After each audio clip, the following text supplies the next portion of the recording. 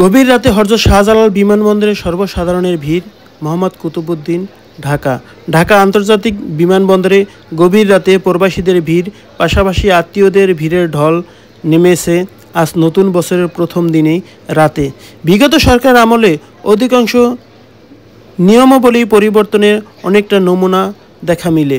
প্রবাসীদের বের হয়ে গেটগুলিতে কড়া নিরাপত্তা থাকা সত্ত্বেও এখনও সাধারণ মানুষের প্রবেশ অনেকটা এগিয়ে গেছে।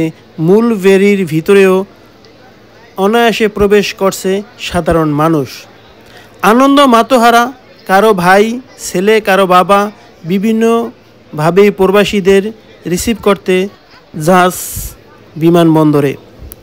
অধিক সময় অপেক্ষা করেও মনে হচ্ছে কেউ ক্লান্ত হচ্ছে না। বহু অপেক্ষার পরও আপন মানুষটিকে ঘরে যেতে পারছেন একসাথে, এটাই আনন্দ।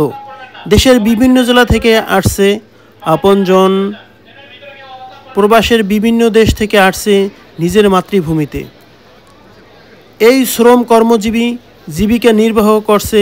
জীবনে এত যুদ্ধ কষ্টর তারপরও একটা বিশাল আনন্দ প্রকাশ পায়।